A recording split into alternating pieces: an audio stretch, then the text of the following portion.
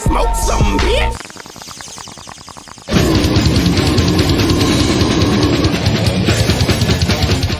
Man, that shit smell good as hell, dog.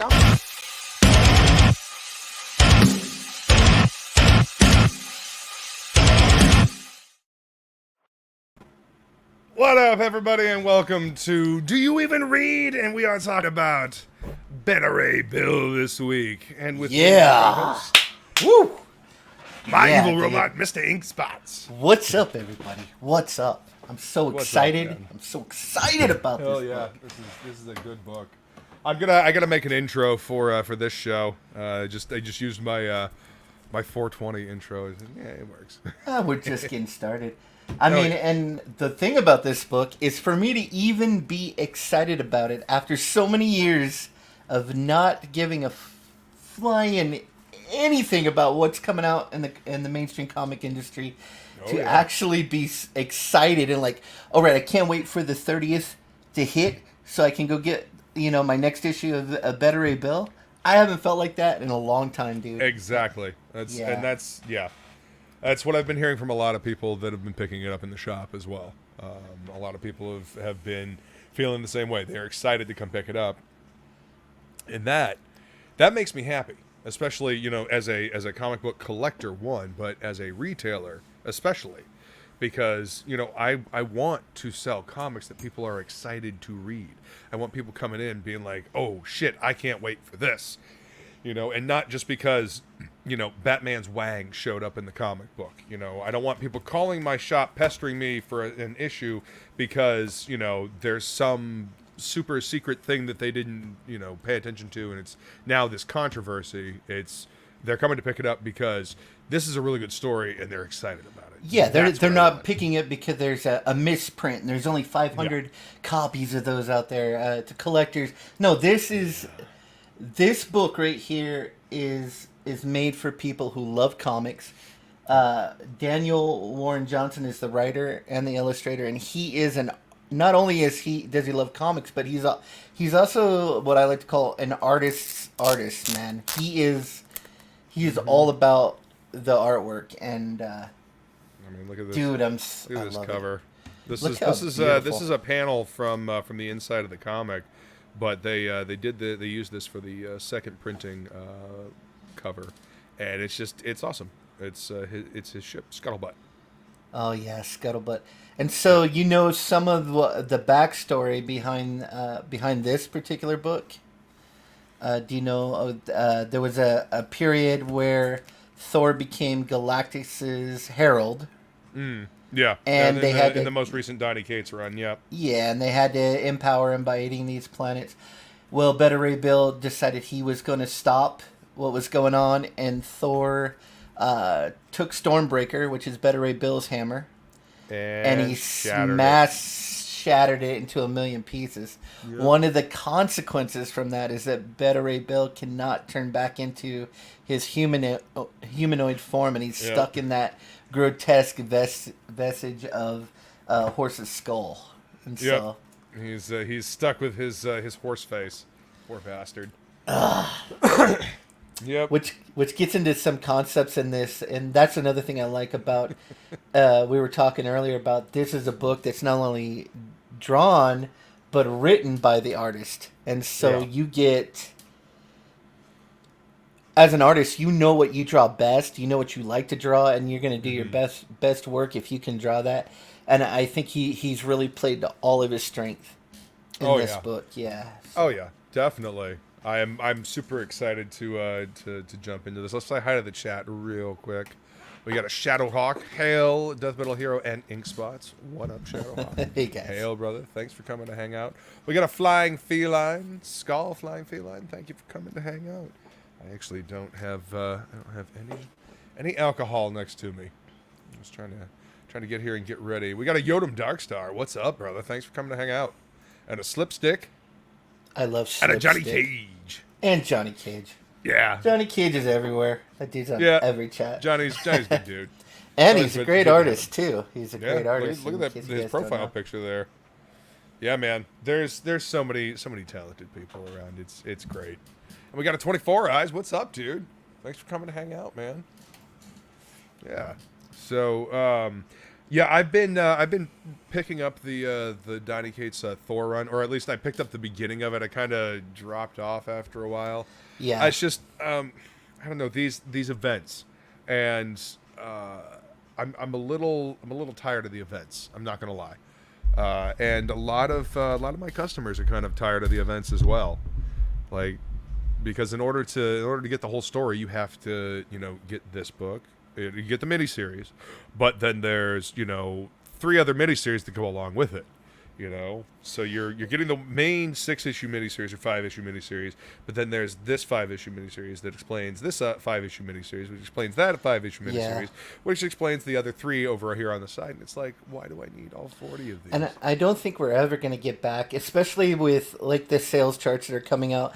People are only buying really collected editions of comics anymore. They don't want to buy the floppies. I think they're going to go the way the dodo birds. It's only going to be graphic novels. And so you're going to have these events collected in, graphic novels all coming out at one time. I think they're kind of going to follow the independent, market the way we've been doing it. Well, I mean, people like to have a solid chunk of story to read at a given time. I mean, hang on.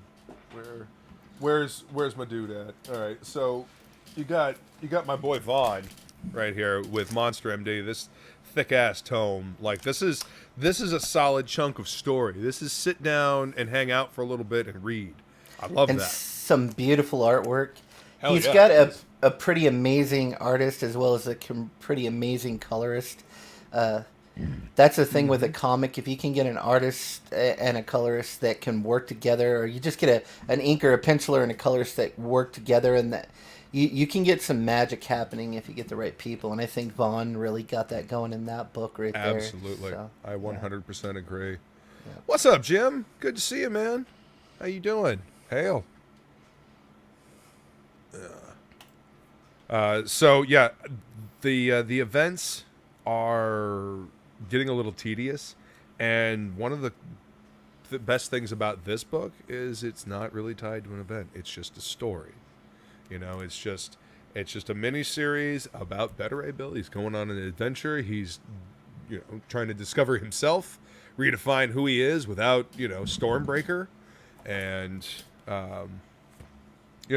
see if he's worthy. It's kind of the thing that I guess they were trying to do with Thor in the Avengers Endgame movie.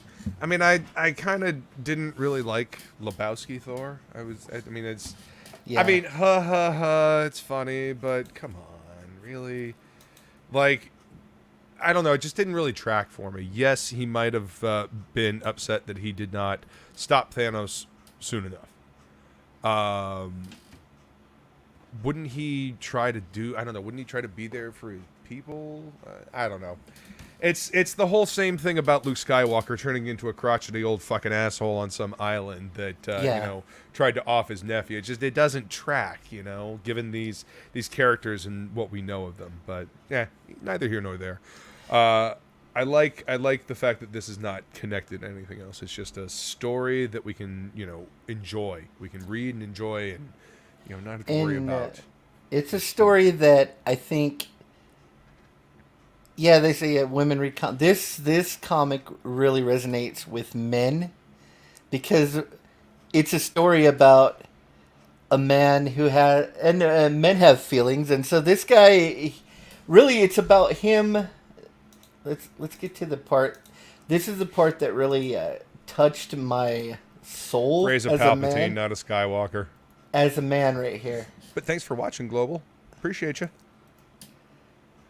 So let's just go over these 2 pages right here, because when I read these 2 pages, these are the 2 pages that got me and like really actually plucked at my heartstrings. As a man, you have a certain like manliness. You know what I mean? You have this sense of what you are as a man. Like I'm a warrior. I'm a great white pussy hunter. Whatever I am, I have my manhood. And right here, you see Beta Ray Bill completely get gutted by this woman. So we see Bill here, and he says, "Are you leaving the party already?" Well, I looks like you owe me 2 drinks now. And so she grabs him, pulls him into her room. They're Right. making out. Boom, off comes the shirt. See, that's the thing. Like, how is she making out with him, you know, I and know, all hot and bothered, and then she's like, yeah, so you can't change back? Never mind. Yeah. So it's like, so how does this work? What do you mean? Your humanoid form. Don't you change back at night? I thought you knew. Knew what? My hammer, Stormbreaker. It was how I was able to change back to my normal self. But Thor destroyed it. But you were and so this is actually, he described this. If you watch his videos, it was a mistake he made, and he's trying to clear this up with the story because he didn't know that he had been Beta Ray Bill had been in his humanoid form in a different comic already. So he's cleaning up a little bit of story trouble here. But you were in your humanoid form in the Dimension Blood, only because Donald Blake had robbed me. Anyway, so she finds out that he can't turn back into his humanoid form, and he's just standing there, man, hard as a rock, shirt off, ready to go, and he looks at himself in the mirror, and this can you just feel that as a man? The rejection right there, like your manhood, dude, just like you know, and the other thing is that I just totally lost my train of thought. I'm sorry. I love the layout of that page, though. Like, just the space between them. You know, the body language of that top panel. Yeah, right. Let's see if I can zoom in on that a little bit. Yeah, look at that. You can kind of see, like, the awkwardness. I mean, it's so awkward. Yeah. He's embarrassed, man. That's what it is. The awkwardness between them, because this is a former lover. He loves this woman. Like, he has been in love with Sif for a long time, and he has wanted to rekindle this relationship with her for a long time. And, you know, to be, I don't know, right there at the brink, and to have that be the thing that keeps it from happening because he's stuck with that face. And, you know, he understands. Please. And it's Thor's fault, too. I understand. You know? I am. Could they bring in that? They bring in that element where, like, Thor's this spoiled, entitled kind of character, and didn't think about the consequences of what he did. You know, he broke the hammer, and then he didn't think about what that does to Beta Ray Bill, which has been his comrade in arms for years and years, fighting on the side of Asgard. This is his bro, and it screws him over, like, big time, man. Hardcore, man. Yeah. You know, well, I mean, Thor was you know, in his godly hubris, was not paying attention. And this, it's like, you could just feel it. Like, you feel the desperation. Well, the emptiness, the heartache, you know, like the shading. Is he doing the coloring on this as well, or is he just doing? No, I want to. I forgot. I'm so sorry. Here, actually, let me bring up. I got a book right here. Mike Spicer is doing the color. Okay, and that's what I'm saying about this, having two artists that fit together so well. I feel like I have a little bit of this with Donald DeLay when we're on Cash Grab. We have for sure symbiosis, like our work just clicks together. DWJ and this colorist, they have, I mean, there could not be a better match. I mean, look how beautiful that page is. Holy crap. I mean, these guys understand each other.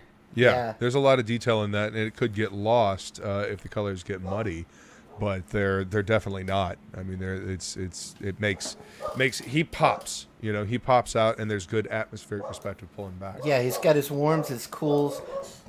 Sorry, man, my dogs are going up. They're dogs, man. No worries. Beagles, that's what you get. Hey, what's going on, Matt? Good to see you, brother. Thanks for coming to hang out. All right, I yelled at him. I'm sure that helped. God, freaking dogs. I'll be right back. If you want to talk a little bit, I'll be right back. Give me just a second. Sure. But yeah, just this is at the beginning. This is in issue 1.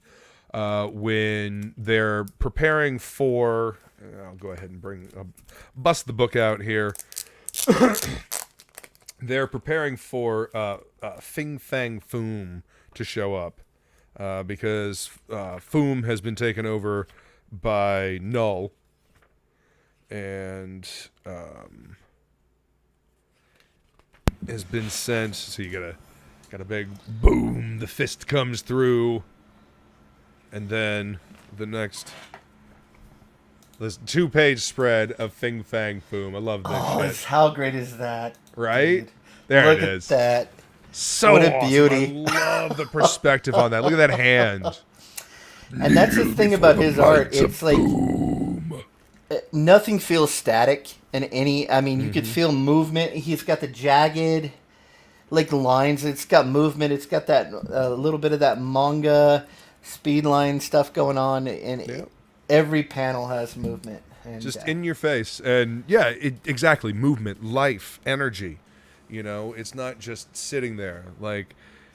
And you know, the funny thing is that we talk about how comics these days they have way too much sitting around and talking. You know, there's some sitting around and talking in this book, but it's balanced out by stuff like this. You know, we get this to balance out. I mean, this is the fun shit that we read comics. Dude, has he looked that cool in a long time, man? No. Just like, wow. No.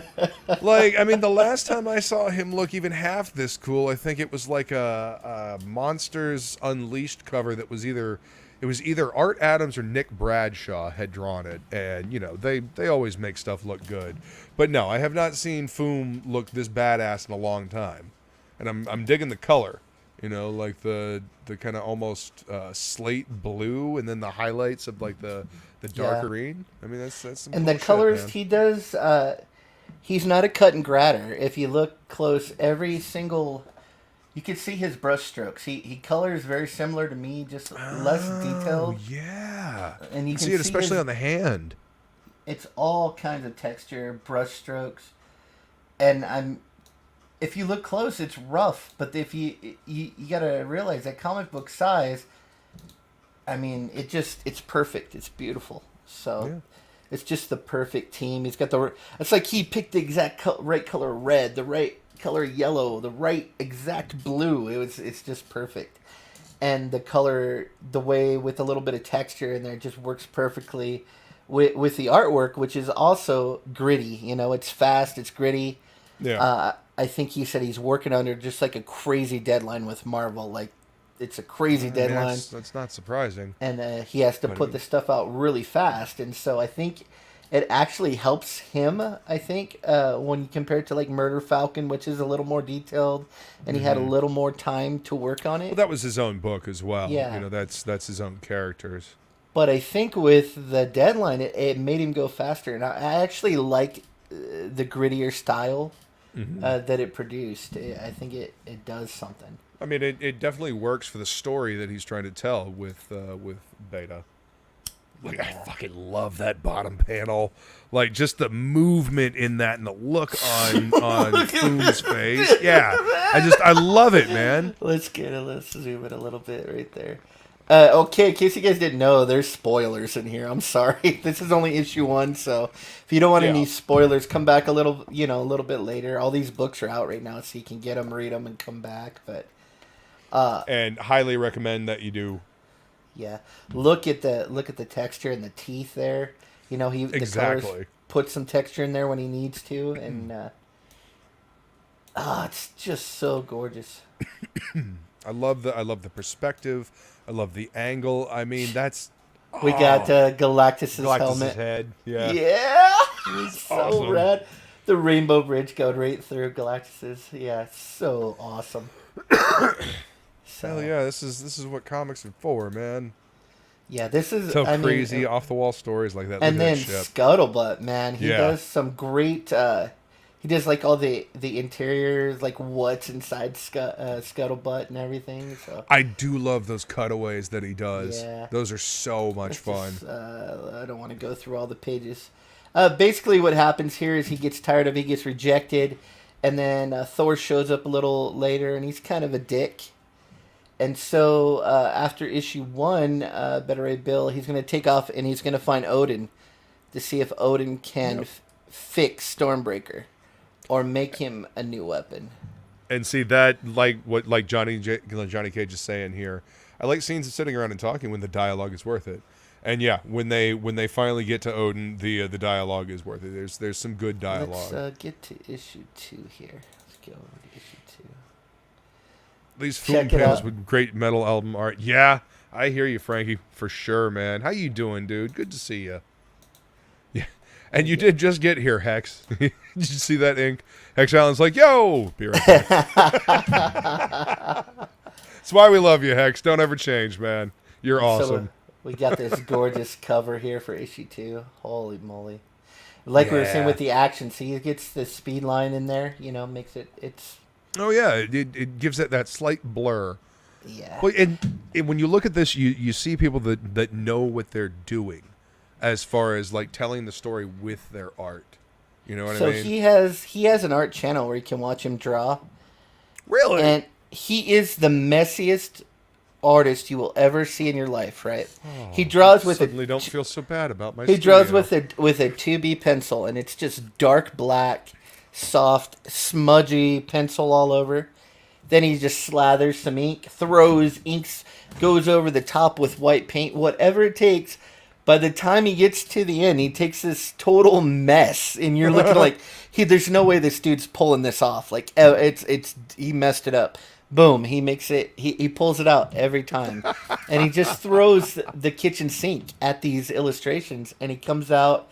It's so. I mean, mixed media, man. I mean, that's how you roll with mixed media. I don't even know how to say it. It's go without trying to sound like artsy fartsy, but it's so like it's literally himself on that page. Like it is, he's just going with it, and whatever comes out at the end comes out, and it's rad. Hot damn! All right. Well, and so this is one of the spots that I saw in the preview with him playing ping pong, and you would think. Better Ray Bill playing ping pong. That's stupid. But he's able to look at that pose right here in this panel. Well, it's a heroic pose. You know, it's the down shot, the looking up, like it's a heroic pose. Like you could see him holding an axe in his hand instead of the ping pong paddle. Then you got these blues and greens in the background, the cools, and bam, it just pops out. The lettering looks, the sound effects are beautiful. Everything. Oh. So I want to know what that logo on his shirt is though. Yeah, let's zoom in there. I don't know what it is, but let's have a look. By the way, I dropped the link for Daniel Warren Johnson's YouTube channel. Yes, go there. In the chat. So you'll have to watch it afterwards, dude. He does, and he actually does commentary on every issue that comes out. So after you're done watching this, go over there and he'll go through every issue. Him and the colorist will go through and they talk about every issue, what they were thinking, the parts about the story, his art. This dude is the real deal. He's an artist, man. He's awesome. Director's commentary, Better Ray Bill, live issue 1. I'm gonna copy that link as well. And this is what we're talking about right here, the cutout of the ship. You can see all the little rooms.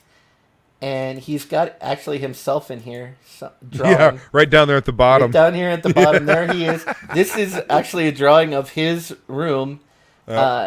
These are all people he knows and spaces in real life. Most of them, you know. And so person working on the computer. The writer, the colorist. He's got a game room with pinball machines up here. I mean, this is just awesome. Freaking awesome. You know, it's fun. You know, it's fun. It's fun sci-fi. It's good artwork. It's an enjoyable story. It's got someone's right here praying to King Kirby right there. Did you notice that? I don't know if I saw that. You got Jack Kirby right here and the art god and praying to the art god Jack Kirby right there. Freaking rad, dude. King. Heck yeah. That's fucking cool, man. Look at this armory. Yeah. Like, and you know, they say, most times people aren't going to spend much time looking at a page. They're just going to, read it and move on. Man, I stopped and I looked at that and I pored over this for like 20 minutes just looking at all the little different rooms and all the different, details. I don't know. Maybe it's because I enjoyed Where's Waldo as a kid, but just like seeing all the detail that he put in there and the storytelling, using the rooms as the panels to tell the story of movie. Yeah, as he's going where he needs to go, and because he directs the eye. Like, go back down to where he started. Marvel editorial. Yeah, right. Because like he was right there, in that room, and so he walks up the stairs. Up the stairs. Yep. Past praying to the king. Yep. And I'm guessing that's somebody he works with. Yeah. He on his commentary he says like all these rooms, well most of these rooms, the colorist right here. This is the colorist. This is this is his colorist workspace. And then while they're in the interview, the colorist will turn around with the camera and it'll be like, "Oh yeah, that's the room that the colorist is working in right there." That's pretty cool, man. That's awesome. Yeah. But yeah, up through the door and then in through. Yeah, it's just it's really well done. It's thought out. It's a dude that cares about what he's doing, man. He's on a tight deadline, but he still cares. He's trying to give the reader what their money's worth. Trying to give quality. And here's my man right Scourge. Here. Behold my stuff. Let's go in here. And yes, Frankie, that would be a cool poster. It really would. Okay, so he was in Valhalla, but no guns. How can a heavenly place be heavenly without guns? So he comes back from being dead in Valhalla to help Beta Ray Bill because there's no guns down there. And how can a place be heavenly without guns? And this dude ends up being a hoot, man. He's great. He's great in this story. Like he's the best sidekick, man. Well, it's funny because Scourge was a bad guy. He was kind of an asshole. And then, he did have that heroic turn, which ended up killing him. I don't remember exactly when. Was it Asgardian War? Somebody in the chat will know. But yeah, he did have that heroic turn. But it's cool to see him, out and about. And they kind of took a little bit of the movie influence with his look. Which is cool, because poor Carl Urban just can't catch a fucking break when it comes to... Look at this close-up, man. How cool is that? Right? The texture on the arm. I just love this book, man. Every time I see it, I get so happy, and I just want to reread it again. It's going to be one of those in my collection that I pull out every single year and just read all the issues. The only other book that's like that I read every year is Green Lantern Rebirth, and this is gonna get added to that. Like every year, nice. And look at this, the colors here, man. Yeah, and notice how at the top panel, there, it's kind of cool and subdued, but then they come in, and as things ramp up, the colors get brighter and warmer. Yeah, they're looking for Odin in a bar. So that's cool. There's a bar fight. Yeah. The king of Asgard, you're gonna find him in the bar. Come on. Work, you little sucker. So we get a little fight scene. I'll try not to show everything. I want to get to Odin. Here we go. Now we see Odin coming in. Jeff, I thought I told you these biker punks weren't allowed in here anymore. The king of Asgard holding the keg of ale. What could be better, man? And he's perfecting his brewing in the back. So basically, he finds out that he can't make him a new weapon. No longer has that power. Nope, he can't make him a new weapon. He can't fix the old weapon, but he knows where there is a weapon that'll help him out, and it just happens to be in the realm of the dead, with the villain that tried to destroy Beta Ray Bill's whole race, and Beta Ray Bill helped send him there, and so they have to go get this mystical sword that is very powerful, and that Beta Ray Bill is hoping will allow him to get his powers back and change back to his humanoid form. so he can be So, himself so he can again. get some loving, man. He's got to get some. Well, and so he can feel like himself again. I mean, Yeah. and this may be one of those stories where he doesn't get the power to change back. I mean, the thing was constantly on a quest to find a ways to, be able to change back into being, himself, being Ben Grimm, not the thing, So. So anyway, we'll he have to gets see. his quest here. He knows where he has to go, and he has to go get this. Muspelheim. He has to break the veil between the living and the dead, and go get this sword. And so let's shoot over. I don't want to show any more pages from this. Let's go over to issue 3. Where is it here? Here we go. I love the cover to this one too. It's the one where he's trying to super glue his Stormbreaker back together. Thought that was pretty rad. Yeah. Well, I mean, and all the detail on that cover, like with the drill, the little the power strip, the wall of books over there. I mean, it's I have no idea what that's like at all. Not at all. I mean, there's so much. I mean, it's very similar to what my studio looks like, actually. It's a super rough image, but he puts all the implied detail in there. I mean, it's just masterful storytelling and illustration work. It's great. And the colors, again, the colors really sell the mood. Because look at the lamplight. The lamplight, where it comes from and how it affects the entirety of the rest of the image. Like you could do that with black and white, yes. But I don't feel like it would have the same impact. Like, I don't feel like it would have the same, like, late night working, almost sorrowful, like, painstaking feel that it has with these colors. I think the colors really make it pop. Oh, yeah. Yeah. Oh, yeah. Oh, yeah. So what happens is when they enter the realm... That's what happened was... when they enter the realm of the dead, Scuttlebutt gets a body... and just so happens to be a female. Now, I will say one thing about him, and we were talking about this earlier too. He doesn't draw women very well. I think that's his Achilles heel. Their faces are not attractive. But it is a very interesting turn to have Scuttlebutt turn into a human form, and like this ship, this AI has been like with him his whole life since he's been like that, Yeah, since he was at the beginning of the issue 1 when they showed when he was, what was he, injected with something? So yeah, they tried to turn him into some kind of creature, like a beast was on his home planet, and they infuse him with the power from that beast, and so he could fight. Yeah, because he was supposed to be the protector of his people to begin with, right? Yes. Yes. And that's how he got Stormbreaker to begin with, is he actually battled Thor and he won. Mm-hmm. They both knocked each other out. He came to first, and so he was the winner of the battle.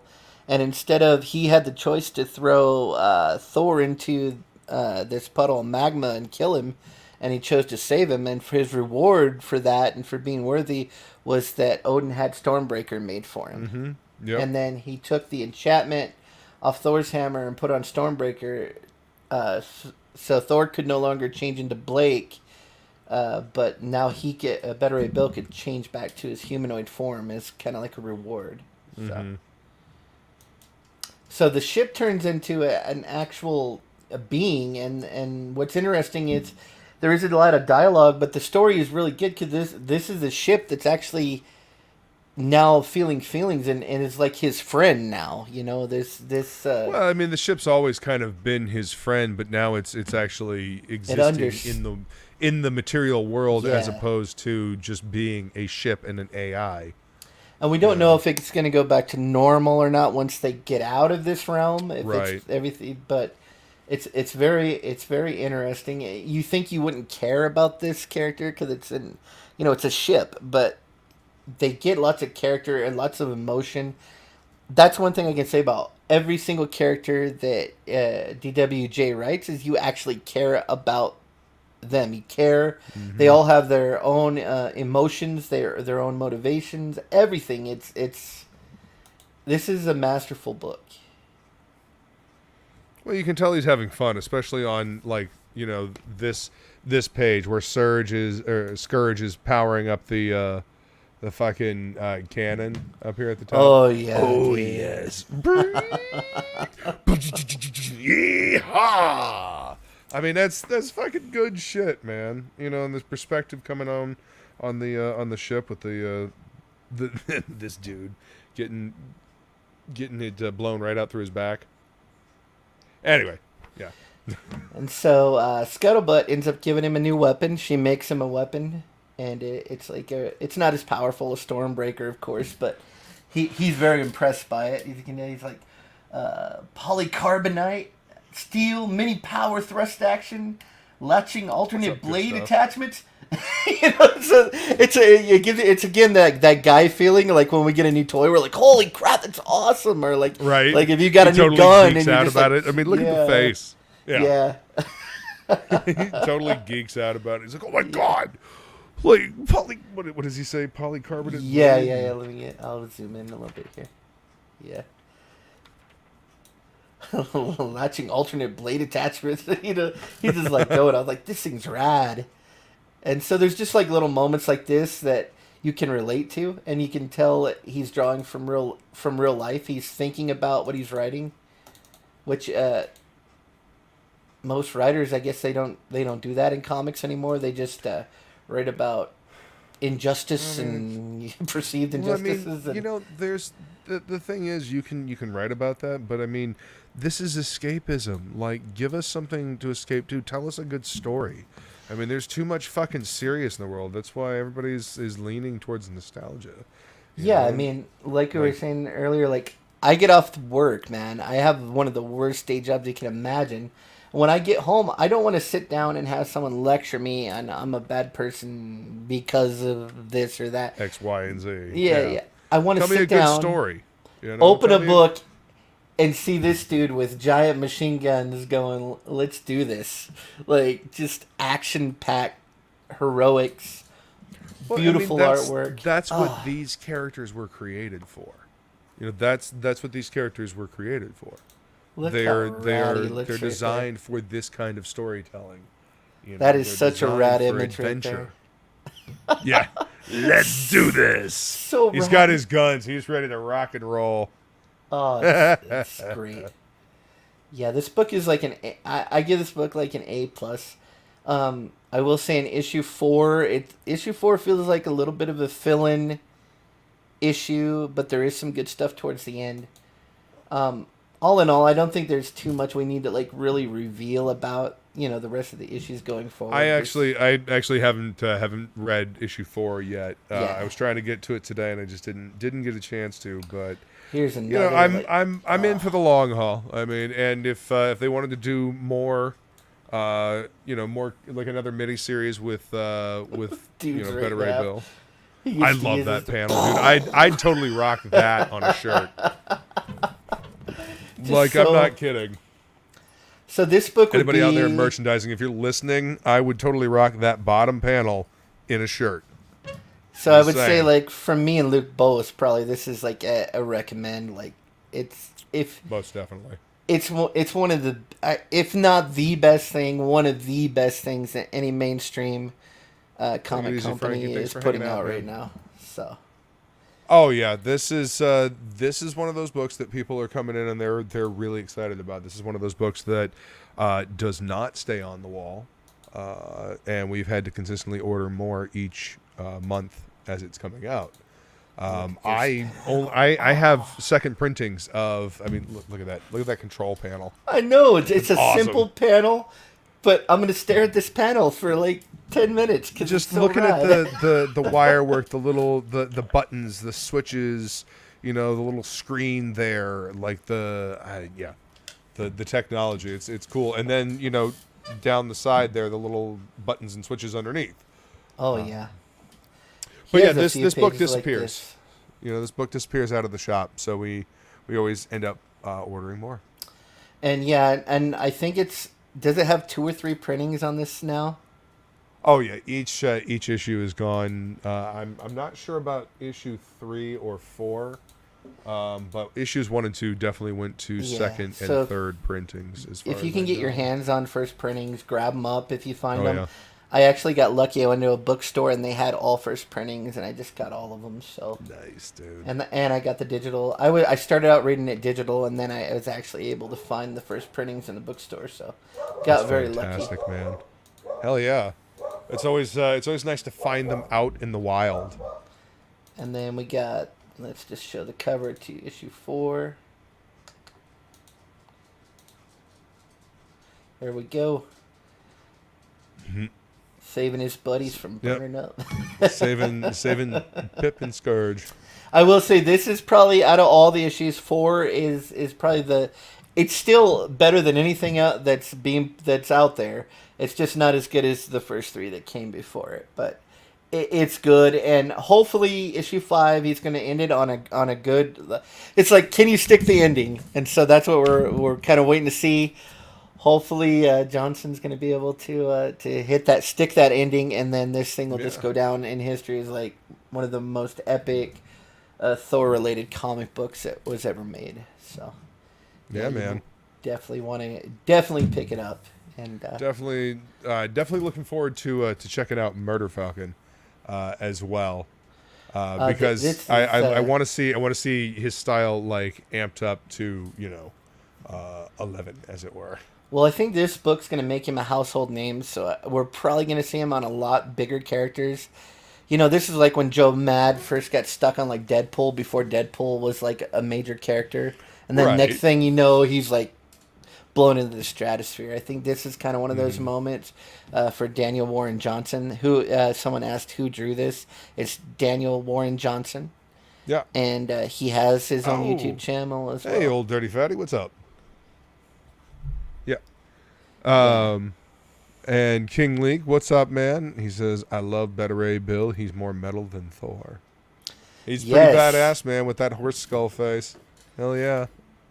Yeah, so in a way, you hope he doesn't kind of get better just because he looks so cool. Well, I mean, hey, man, I won't begrudge a dude wanting to be able to transform. I mean, that whole transformation thing's kind of cool, being able to, like, lightning and just, bah! What's up? Yeah, I think the most the most touching like scene is in that issue 1 where he gets that rejection, because I could just feel that as a man, how that would feel, like that rejection, like taking part of your manliness away from you. Just like, the sick feeling. You know how a brother feels, man. So, and then also I think issue number 1 is like the pinnacle issue, because you got the Foom appearance in there where he's just looking badass as hell. Yeah. So I think if you want to just try to just get issue Foom on a t-shirt. Yeah, you can probably get the reprint in another few weeks. How long did it usually take for the trades to come out? I mean, once it wraps up, once issue 5 wraps up, I mean, I would be very surprised if you didn't see a trade within 2 months afterwards. They usually tend not to wait very long. Check your previews, or wait, I forgot. Marvel is not using Diamond anymore. Marvel has struck out on their own. Yeah. So come October, all their stuff is coming from Penguin Publishing. Oh, children's books. Yeah. They're doing fine. They're doing great. Doing great. Yeah, great. I can't wait for the Dora the Explorer, Better A Bill crossover. It's coming. I mean, aren't they making like an actual like live action Dora the Explorer movie or something? I don't know, man. It's. Hey, but the one good thing, I do like that manga's kicking ass in the U.S. because at least some form of good sequential, some form of sequential storytelling is going to go on, and people are reading that. But the American form of it is they destroyed it. They took a good thing and they just turned. Well, I mean, no, they have co-opted characters that have been around for a long time because they have that fucking logo that I now actually refuse to wear on any apparel. No, I'm serious. I grew up reading Marvel comics, and now that it's a household name, and you have people glomming onto it that don't actually care about the history of it, they don't care about the characters, they don't care about story, they just care about brand recognition. And you know, it's fine to be a casual fan of this shit. Like, love the movies, enjoy the movies and whatnot. Comics are just stepping stones my now, core characters. Do not degrade the source material, because when you degrade the source material, you water down the rest of the shit that goes out there in other media, and you do these characters a fucking disservice. Well, like right now, comics is nothing but a stepping stone. A writer gets on a comic so that they can get into movies. And that breaks my heart, man. An artist will get on it so that they can get maybe a storyboarding job or something. And it's just like a springboard. They don't. And this is one of the very few rare occasions nowadays when you feel the artist is doing this and he loves. He knows this character. He loves this character. He loves what he's doing, and it shows in the work. It always shows in the work, and it always comes through, man. If always Marvel wants to get ahead again, this is what they need to do. Every book needs to be Better A Bill. Every book. Well, it needs to have its own unique flavor, and it needs to tell a good story. And you got to have creators that are actually passionate about the character that they're working on and the story that they're telling. You know? But that won't happen because you're going to have to give them recognition and pay them what they're worth. And so we won't probably be seeing that, you know. I mean, granted, this industry has always been one where you need to really love doing this if you're going to do it. Yes. That's never been in question. But we should be able to make money doing this as well because we love doing this. Because when you're passionate about telling a story, when you're passionate about the work that you're creating, as you said, it comes through. You can see it. I mean, look at this. This looks like Simonson and Keith had an offspring. Yeah. I mean, that's high praise. Walt Simonson and Sam Keith. I mean, that's badass. And I would definitely, you guys, go over to his channel. Just watch him draw. You'll be amazed. Like Keith. Thanks, King League. Yeah, I saw. That's what I was laughing about earlier. I was like, yeah, we're old, man. Well, fuck. We're out of the loop. We're out of the loop on our Dora the Explorer. Well, I mean, I heard about it on Literature Devil one morning. I was just like, what?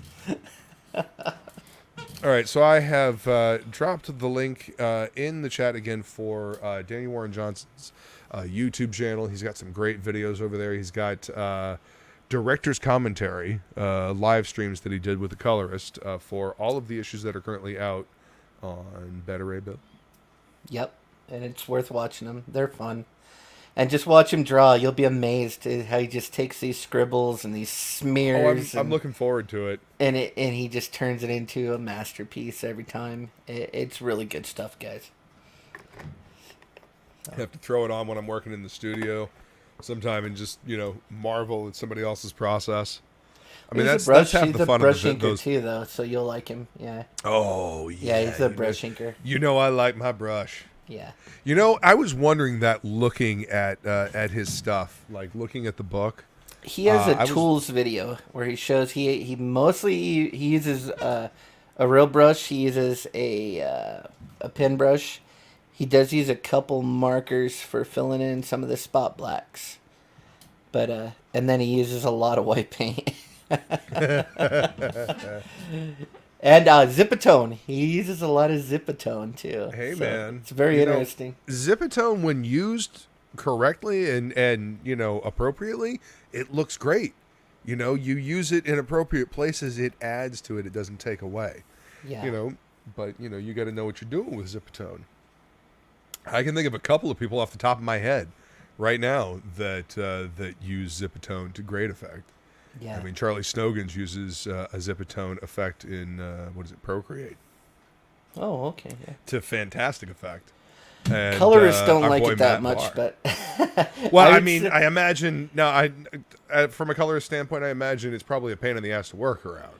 Well, also but if you're doing a black and white book... Yeah, black and white is where you want to use the Zipatone. Yeah, 100%. It'll add that little bit of, depth. It'll actually, Zipatone with colors over it will actually give you a moire effect when you go to print a lot of times. Mm-hmm. Cause a whole lot of trouble. So if you're going to color something, try to hold back on the Zipatone. Yeah, no, I see. That's the thing in my mind. You're not coloring something if you're using Zipatone. If you're using Zipatone, you're not really going to use color with it. Yeah, those are the tones. That's what you're using exactly. instead of color. So. Yeah, I mean that's how you enhance your black and white image. So yeah, this book is a hell of a lot of fun if you're looking for just good old fashioned comics. Exciting adventure. And yes, it spirals out of the most recent Donny Cates Thor arc. And it's good, so that's really strange. No. Yeah. What? No. Hey, credit where credit's due. Donnie knows how to write a good story. I wish that he would take a little more time for himself and maybe not burn the candle at both ends, because Yeah. I think it's wearing him a little thin, and I think some of his storytelling is being affected by it. But no, I wish the dude nothing but the best. I've enjoyed his Venom run immensely. I have sold more fucking trades of the first trade of that Venom run that he did with Ryan Stegman. Like, hot damn. Like, that's my go-to. People are like, well, I haven't. I was like, that had all Kyle Hott's covers, didn't it? Oh, yeah. Kyle Hotz. Kyle Hotz, man. I Kyle love Hotz, that man. dude. Yeah. He's a guy that I did not like at all when he came out. But now he's one of my favorite all-time artists. So, if you can get your hands on it, the Carnage Mind Bomb that he did with Warren Ellis, good. So good. Like, it is the quintessential Carnage story. It is so badass. He's in what is the Marvel equivalent? Is it Ravencroft? Yeah, I think it's Ravencroft. Carnage is in Ravencroft, and this doctor's trying to come and talk to him, and he's, I'm gonna be able to, break Cletus Cassidy and blah blah blah blah blah, and it's just, Carnage lets the dude into his head, and it's all kinds of fucked up, and it's really well done. Kyle Hotz, however you say it. He's amazing. Yeah, he does an incredible job with it. He's our generation's Bernie Wrightson. He's the one that's kind of carrying the torch forward with the hatching and him and Kelly Jones. Yeah, Kelly Jones. Man, I'm not as much of a fan of Kelly Jones, but I like his stuff. No, I hear you. I like a lot of Kelly's stuff now, more than the stuff that he did back in the day, except for Red Rain. Batman Red Rain is fucking great. Oh, okay. Yeah, check that out. It's an Elseworlds story. Back when Elseworlds fucking meant something. Back before Elseworlds was pulled into mainstream story. Some of those Elseworlds stories were fantastic, dude. Exactly. Yeah, really good. And they were good because they had a beginning, a middle, and an end. They weren't, oh, well, everything's part of the fucking multiverse now. This character acting real strange. Maybe they're an evil clone from an alternate evil reality. Looking at you, Death Metal. That was a nice voice, dude. You should use that more often. Oh, yeah. My grandfather once told me that I was very stentorian. And I was like, what does that mean? He told me to go look it up. Apparently, I'm very loud and I project well. He also told me that I should try to get into radio. So, I mean, here I am, YouTube. But yeah, I'm thinking about trying to get into doing. It's weird when people hear my voice. They say that I should go see a doctor, see if he can make my balls drop. So.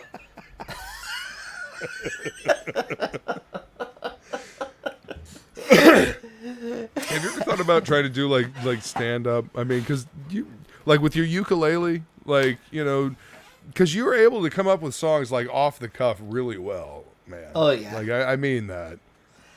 Yeah, I actually tried stand up a few times. I bombed. It didn't work out. That was kind of like when I was growing up.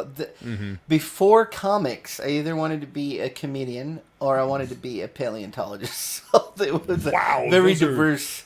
It's two completely. But I wasn't smart enough to be a paleontologist, so that didn't work out. Yeah.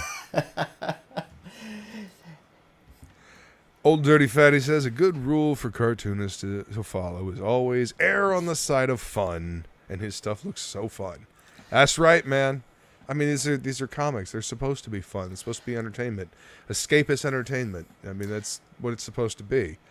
Like, let the world outside be serious. Have some escapist entertainment, and then you're able to better deal with the world outside. You know that whole unplug, take a breath, refresh. Yeah. Go back later. Well, that's what our entertainment's supposed to be. So maybe crank it back a little bit. Tell a good story. Entertain, serenade. It's yeah. You can have your point, but weave it into your story. Tell me a good story first. Buy a motherfucking dinner first. Shit. Superman speeding bullets is cool. I have never read that one. One of the only Superman stories that I've actually really enjoyed was what was it? Superman's Secret Identity or something like that, where it's an Elseworlds, and in this reality, this kid lives in Kansas on a farm, and he's not in Smallville, but his name is Clark Kent. So, hi, Superman. Everybody makes fun of him, and he hates Superman because of it. So one night he's laying, on the tractor, looking up at the sky, and he's thinking about it, and all of a sudden he's flying. He's Superman. He has the same powers. So it's what do you do in this real world? I can't remember who wrote it, but I remember it being really, really good. Nice. I don't know. I'm not super big on Superman. I'm not a Superman guy either. I wasn't a DC guy at all. For me, I didn't get into any DC until Green Lantern, and then only Green Lantern Rebirth. That just happens to be my favorite book of all time. So. Hell yeah, man! Green Lantern's a really cool character. I've never been huge on DC. I mean, one of my first comics was Batman. Yeah. But I've never been huge on DC. My first comic book was Batman versus Predator. By the Kubert brothers. Yeah, man. Yeah, good that was my first comic that my grandfather bought me when I was a kid. So that's awesome, man. And I don't think he knew what it was. Well done. Well, it was a Batman comic. Whatever. It's just this crazy critter that he's fighting here. Whatever. Here you go. Enjoy. Yeah. That was the perfect book to get me started, though. Especially you have the Kuberts on it. I mean, it's going to be gorgeous. Yeah. Both the Kubert brothers are fantastic. I'd like to do a Joe Kubert, one of these on Joe Kubert's run on his last Sergeant Rock comic. Joe Kubert, to me, is one of those guys that he disproves everything that most people say about comic book artists, how, like, you get older, they lose their touch, they lose their... Joe Kubert got better every year of his life up until he died. He was so good. He practiced every day. He made artwork every day, so, I mean, he's another guy that was like an artist, man. This guy was...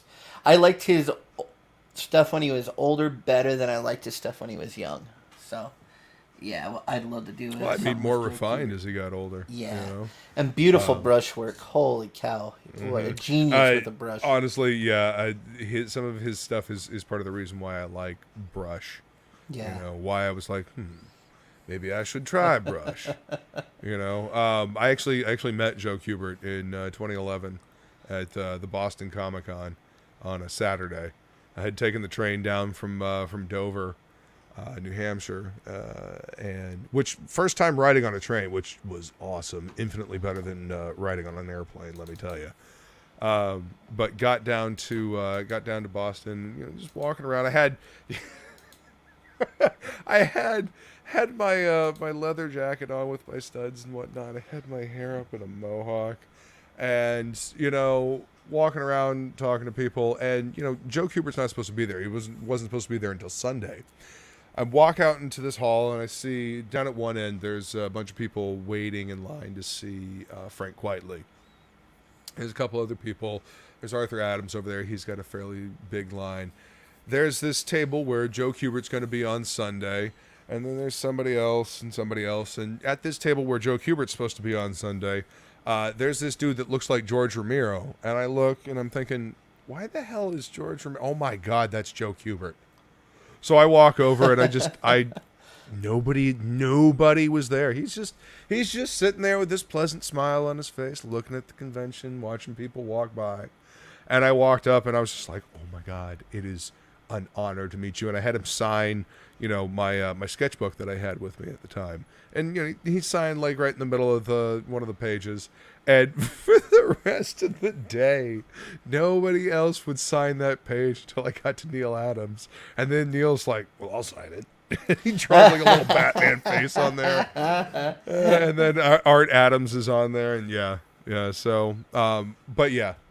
Got to talk to him for about like a half hour, just about comics and entertainment and the school and stuff like that, and how I had said I had really wanted to go to the school, but it just didn't work out, and still loved comics and art. Who and didn't want to go to comics. this Kubert school when they were young, know, though? Right? Our whole generation of comic guys, we would have all loved to go to the Kubert school, man.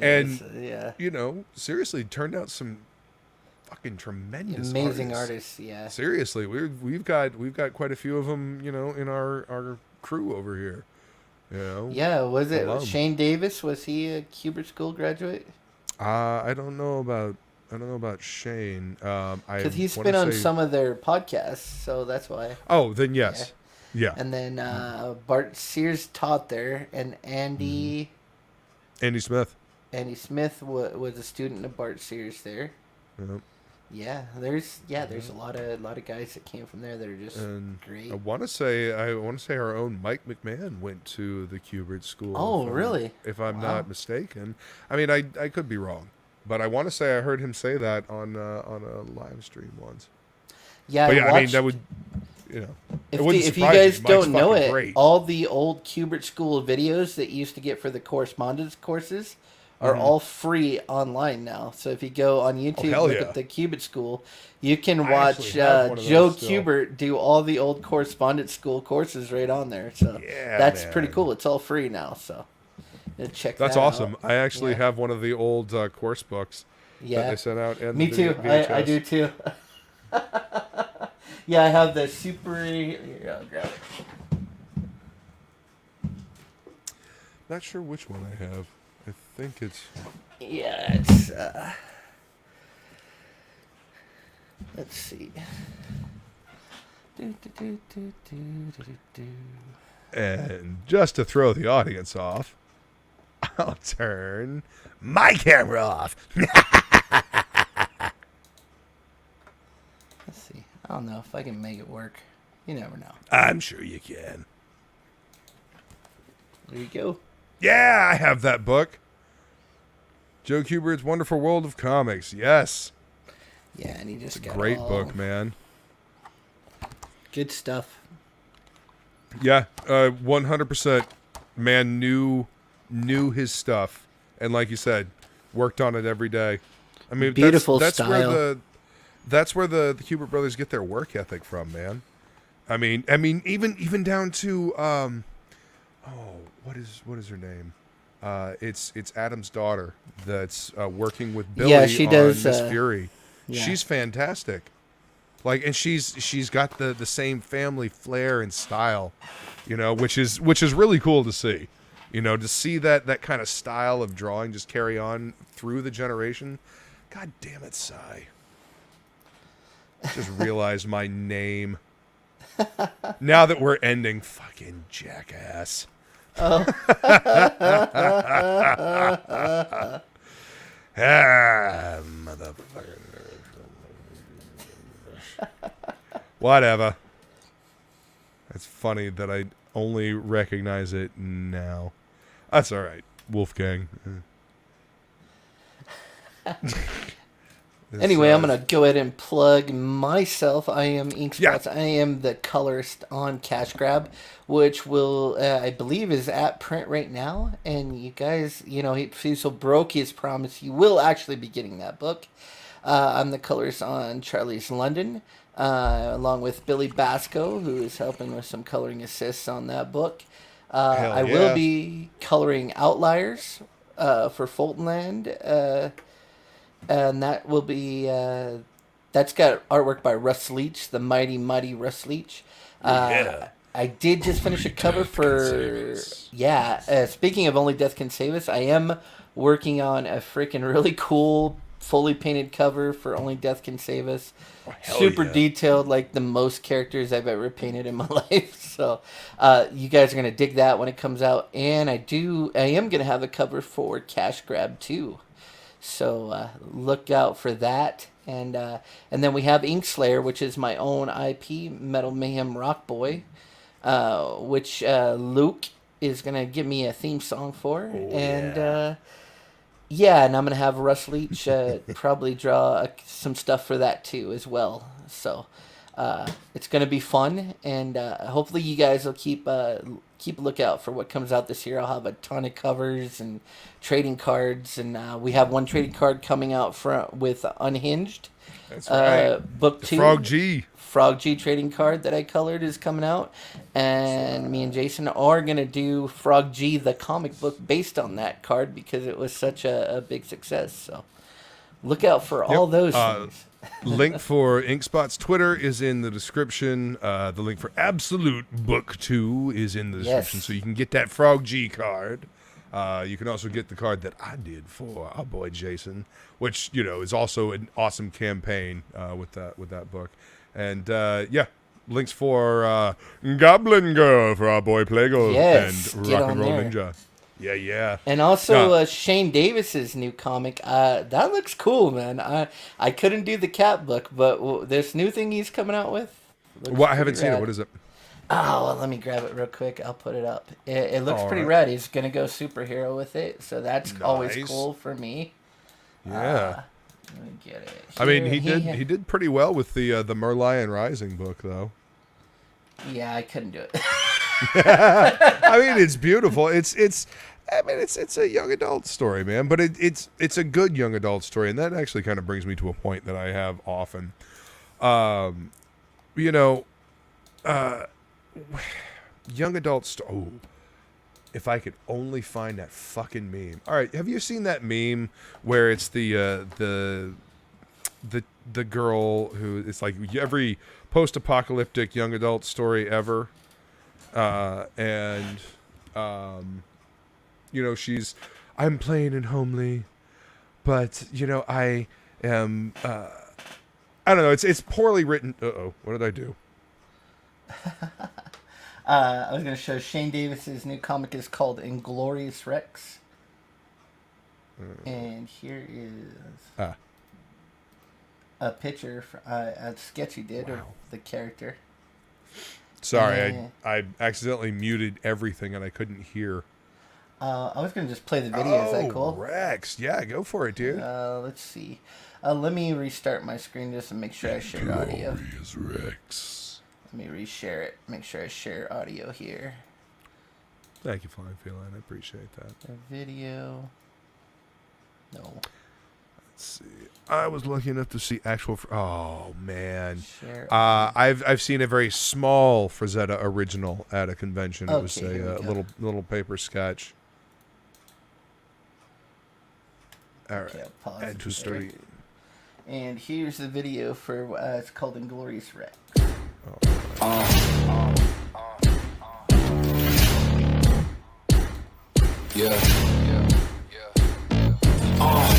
Pardon me and my tone. You can't step to my throne. They ain't working like me. I did this on my own. You asking where we been? I don't know where to begin. All this dirt on my skin. I just came here to win. I'm more than a man, I'm a monster. Somebody call a pastor, doctor. I got a 6 cents for a prostate. So now I'm coming for the whole roster. It's not a game, why you playing with me? You can double back, lose track, try and hang with me. It must be in my veins, something you can't tame, cause I break chains. Can't control me. I got the power. I got the keys. Yeah, so that's his new project. You're muted. Yeah, that looks fucking awesome. Yeah, I mean, Like, I can get behind that. That's more my speed. It's like, it looks like that there's characters that transform into monsters and they do martial arts. Now, that's cool. Hell yeah, man. I'm down for that. So sign up for Inglorious Rex. That's Shane Davis's new thing, and it looks cool, and I can get behind that, even though I couldn't get behind the Pussycats. So. Yeah. And you know, it kind of makes me think of what is it? The Tyler Kirkham book, Final Boss. Have you seen that? Oh, dude, yeah. Yeah, That looks fucking badass. I mean, and all these creator-owned books, man. I'm just saying, hot artwork. I mean, a fun story, creator-owned projects, people actually having fun. I mean, this is where it's at, man. This is where it's at. This is where the stories are.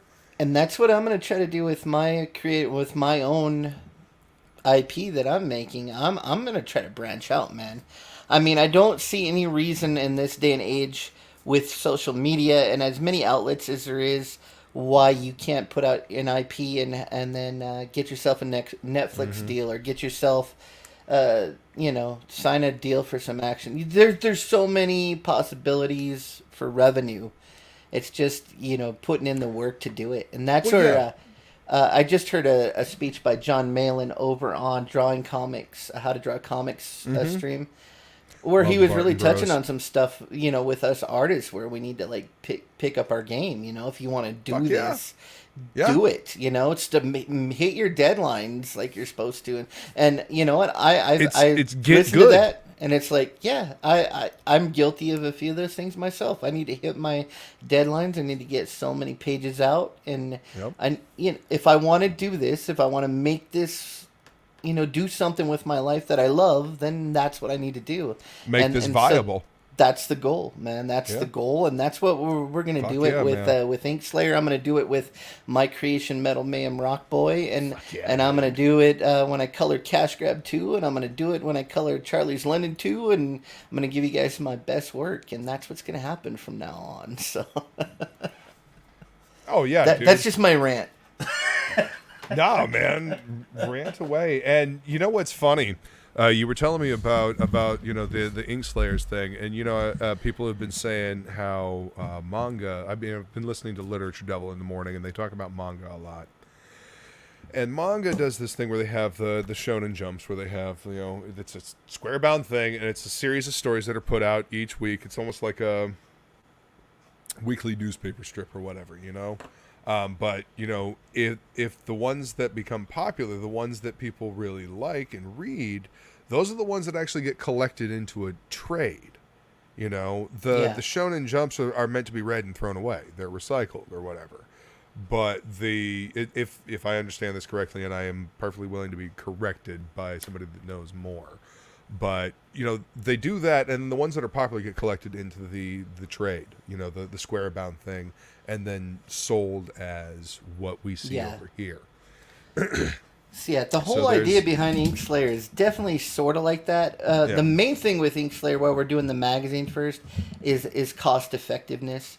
We can get 4 different creators putting out 4 different IPs, and we each only do 22 pages, and we're able to sell a giant magazine packed with content. Yeah. And then in the end, if our IPs are popular enough, we will collect all the different issues of that one IP. So like Metal Mayhem Rock Boy, if I go, I think mine are going to be a little longer than 22 pages. Mine are probably going to be in the 30 to 40 page range, I would guess. Right. And then collect all those into one at the end, like after 3 issues of the magazine, boom, I'm putting out the premium hardcover with the collected edition. And then and if that sells, we'll do it again. If that doesn't sell, we'll try a new character. You find something that the people are going to like, and well, and it also gives you a chance, exactly, to test the market and find out what people want to read. But I'm pretty sure you guys are going to like what I'm bringing. And pretty sure.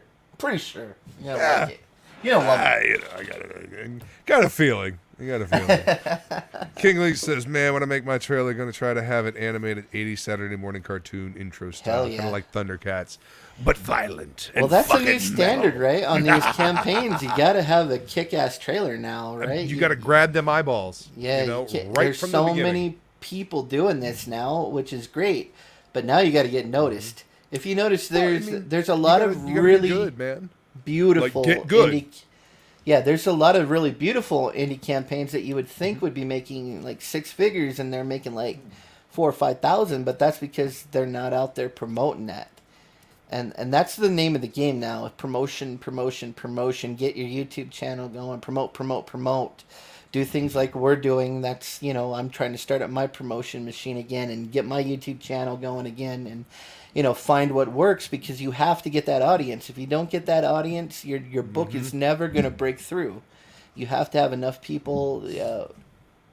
You can be the best artist in the world, but if nobody sees it, it doesn't do you any good in the world, So, yeah, that's the new standard. And, unless you're on one of the big, channels, or you're attached to All Caps or one of these other companies that have gotten pretty big, that's the only way you're going to really get seen, is to get your channel built and to get on some of these smaller channels and do stuff like this. Talk about things that interest you, that really like touch you, Yeah, absolutely. Absolutely. Sorry, I just opened a message from King Link. I do actually remember that story, Speeding Bullets. It's when Superman, the baby lands near Gotham, gets adopted by the Kents, or the Waynes, and becomes Bruce Wayne, super Batman. Yeah, I do remember that. Sorry, just it popped up. But yes, we all need to... I've said this before. We're selling ourselves as much as we are selling our content, our books, our stories. We're selling ourselves. That's why we do this. That's why we do this to build our audience. Because this is like hanging out at the comic shop, talking comics with my fellow comic collectors, my comic readers, my nerds, I'm communicating with my core audience. Like, why would we not a medium embrace that we this? actually care about? We actually love comic books. We have a connection. For me, it was the only thing that I had a shitty childhood, and that's the only thing that got me through is comic books. So I'm always going to have that connection, They really were escapism for me. I got to go to a different world. Yep. I didn't have to worry about my shitty life as a kid or what was going on. I could go and see what Spider-Man was doing and, get lost in that world. So, yeah, that's what comics is to me, man. I have a deep love for the medium, and I hope that this indie scene is what's going to save it. I hope going forward that we just continue to get more and more successful. I think we need to branch out, get other people interested in it. Once people see the quality of the content that's being put out now, and they can read some of these stories, I think they're going to change their mind about American comics, and especially if we get artists and writers that stay on the same comic for 5 or 6 graphic novels, and they can form a complete story. Actually have a chance to have an epic run. I mean, the only time you have anything like that now is what is it, Invincible with Ryan Otley and Kirkman. You never have an artist and a writer on a book for an extended length of time. Again, going back to Stegman and Cates, they were on the book for a while. I mean, Stegman had to step away from the main book so he could work on, Absolute Carnage. There it is. Sorry, I had to picture that badass poster that Stegman did. Again, there was we had that on the door for Kyle Hotz covers there on Absolute Carnage. Yeah. Holy crap, dude! How good. Amazingly good, man. And that shit that was not hard to sell, believe me. That shit was hype, and I had been pitching the Venom book to everybody coming in, like, oh yeah, you dig Venom, well, check this out, man, it's good shit. My boy Stegman bringing the fire with the artwork. Donnie knows how to write a good yarn, man. Check it out. Yeah. and I was a little disappointed with the end of Absolute Carnage, but the artwork.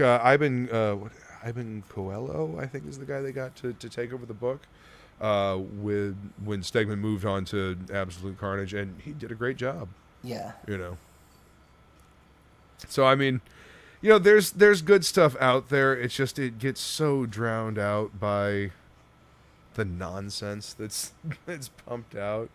Like for every I don't know, for every Beta Ray Bill, for every Venom, for every really good story arc that we get, for every Immortal Hulk, at the beginning, not the end, from what I heard. Yeah. We have 12 books that clog up my back room and that we can't send back because it's not worth it to pay the fucking postage to send it back. Yeah. So I've got stacks of useless pulp, and sometimes it's because the book just doesn't sell, and we ordered a few, and you decided to send us double on something that we can't actually fucking sell. So when they send you double, they charge you for it? No, they don't. They send them for free, but they get to pump the numbers and say that, look, we shipped this amount of books. Yeah. And I said something about this on Twitter earlier about the variants. Like, as a person that works in retail, I understand that people buy a bunch of variants, and more power to you guys. I appreciate you that do, because sometimes those really do help, but they artificially inflate the numbers. I don't care so much that there are variants. What I care about is the disingenuous nature in which the variants are used to inflate the numbers. You artificially inflate these numbers and you say, everything's great, look at this. But what they failed to mention is that in order to get these variants that people really want to collect, because that's what Comic Tom tells them to get, the videos, like, the Key Collector app. That's a whole other thing that I'm going to touch on at some point. I got issues with that. Ha! Oh, wait, I fucking have something for this. Ha! So, the variants are fine for people that want to buy them, yes, but you want to get accurate numbers of what's actually selling. How about you cut out the variants for an entire quarter, for an entire 3 fucking months, and then you tell me exactly how good the sales are, please. Yeah. All right? That's my point of contention. Like, stop saying shit's good when the only reason why a bunch of shit's good is because we're selling variants. And in order to get this variant that we can sell for $100 fucking, we had to buy 50 of Asshat Man #1 that's now going to sit in my back fucking room for the next 3 fucking years. Yeah. Or until I can find some event to put it in a little bag to give away at colleges. Yeah, for free. Like, I realize that I work in a small shop, but she's been there for over 30 fucking years. And you know why? Because she learned to figure out what sells and what doesn't. Yeah. And Beta Ray Bill sells. Exactly. And Beta Ray Bill fucking sells. We have had to reorder, we've had to restock, and yeah, Beta Ray Bill sells. So anyway, what hang on, what's this? Make a cameo in book. I'm cool with that. I actually had one of my regulars who is working on a zombie book that he shared with me.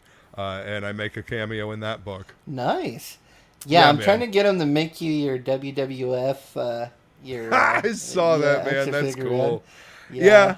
Well, I mean, I'm cool with that. I don't know if I'm well known enough to be part of it, though. But I do appreciate the nod, homie. Oh, there's a couple of us little guys in there. You got Cal in there. You got Simon Pointier's in there. You had a couple of guys. Yeah, I did see that one. Yeah, with his metal arm and his It's not metal. That was cool. It looks like metal, but it's not metal. I'm having a shitty adulthood. Me too, Frankie. Me too. But we're gonna fix it. We're gonna fix it. That's right. We'll sell a Keep shitload making of comics, man. Well, you know what? It's putting that good karma out in the world, man. You know, Yeah, it putting that is. good karma out in the world. Yeah.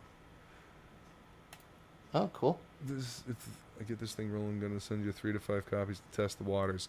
You know, that's actually something that I need to figure out, because we had the lost pages in, and if I have to buy some books, you know, some extra books, and, you know, put them on consignment at the shop to see if they sell.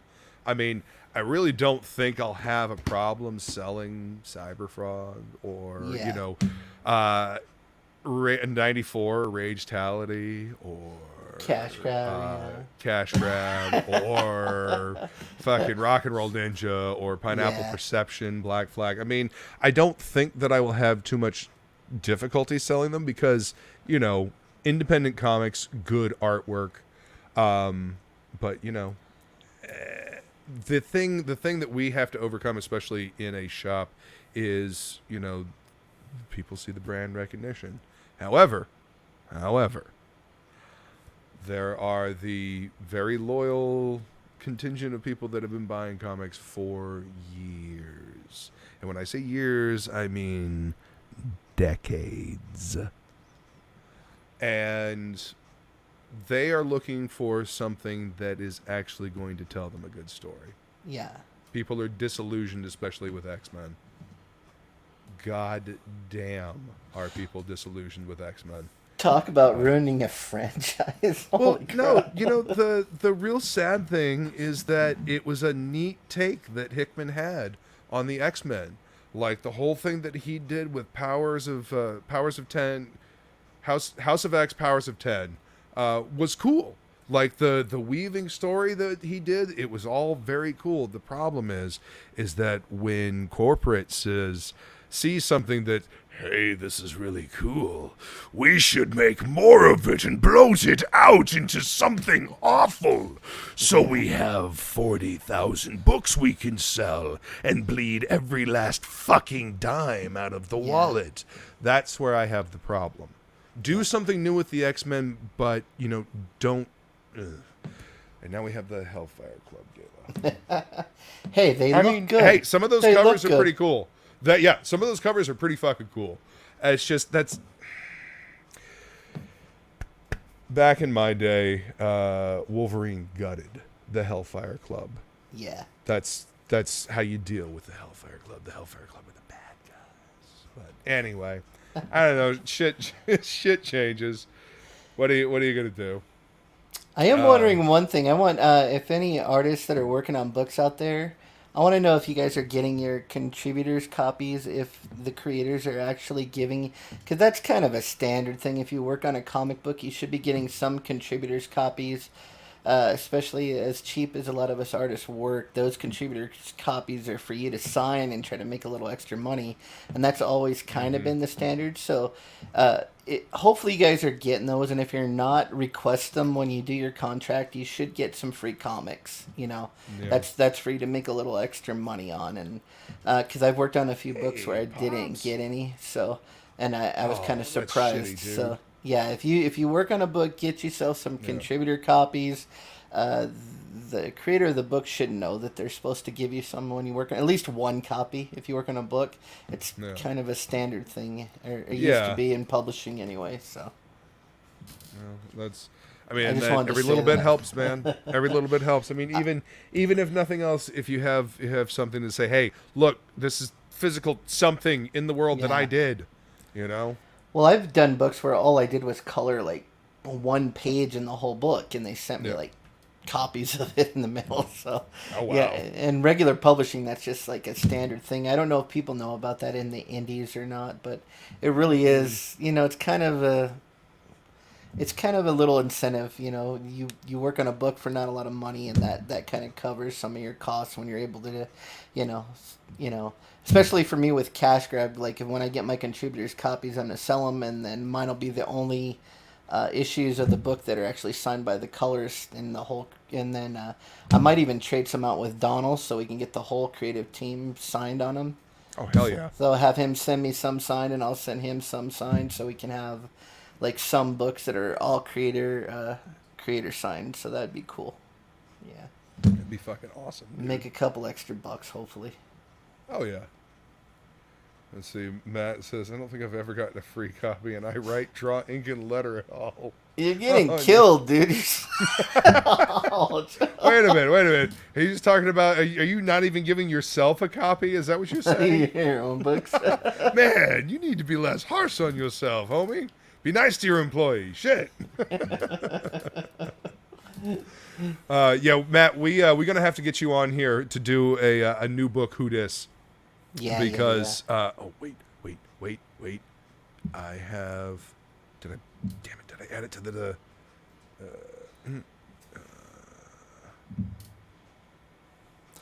Yeah, I didn't buy a copy of Cash Grab because I can just read it. I have all the pages.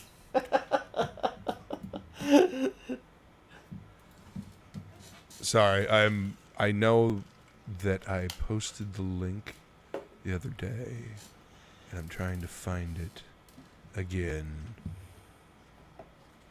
How Isn't that so on what? a trip? Isn't that a trip that we were talking about Aircell Comics on the last episode? And then right after that, Dale Keown comes out and says, "Yeah, I got my start at Aircell Comics." Yeah, you didn't even know dude. that's crazy, dude.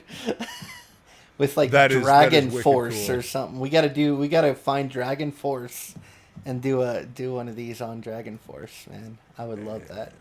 Bam.